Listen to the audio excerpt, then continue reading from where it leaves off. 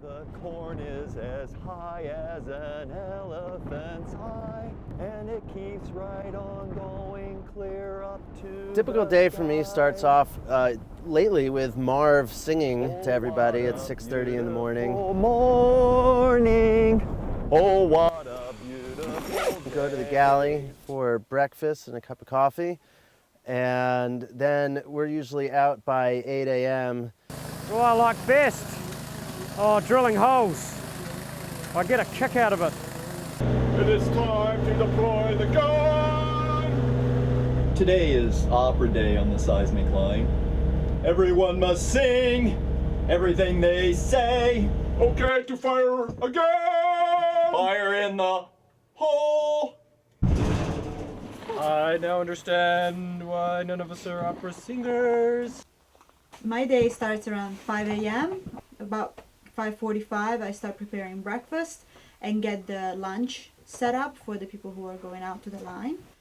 I get my list together and get suited up, and I go outside to collect the food from the storage outside. In the afternoon, if the weather allows, I like to go for a little bit of a ski to get outside, even if just for a half hour. And then a little bit of relaxing. I like to knit and to read and maybe play some games on the computer. I usually try to have dinner ready between 6:30 and 7 according to how the day went. When the day is done and we come back to camp, it's usually around dinner time.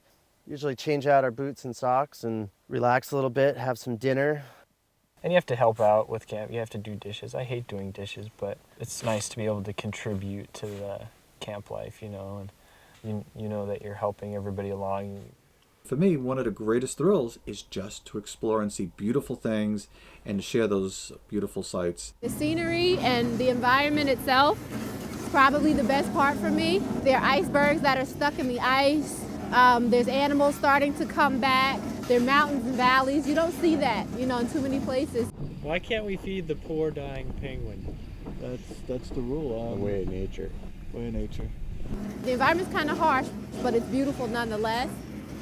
The worst part about Antarctica is entering and exiting a Scott tent. I'm going sledding on a trash bag in Antarctica off of an iceberg. You gotta love it. Are you ready for this? 3, 2, 1, Being down here has been a beautiful experience. I wouldn't give it up for the world, but I had to leave the lady in my life that I love very much, my children. It's been a bit of a hard road, very hard. You give up a lot of aspects of normal life. Spend a lot of time away from home and friends and those relationships. And It's hard to deal with finding time to yourself, too, because it's very crowded living spaces. So that can be kind of hard if you want to just kind of get away and be alone. It's hard to do that.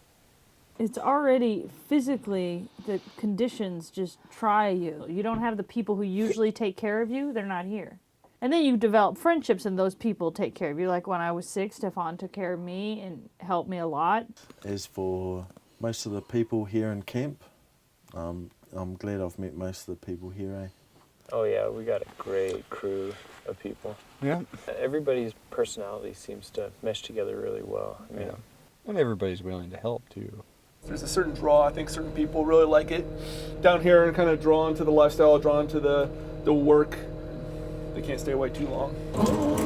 I mean, I think that's the best thing about these experiences for me.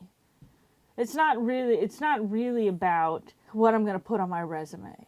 It's not about how this will impact my career. It's about how it'll allow me to travel through the world from here on. It's the kindness I can take in my heart now that maybe I didn't have as much of before. It's very challenging. Be prepared for long days, but if you get what you came for, it's rewarding. And even if you don't, the experience itself is rewarding.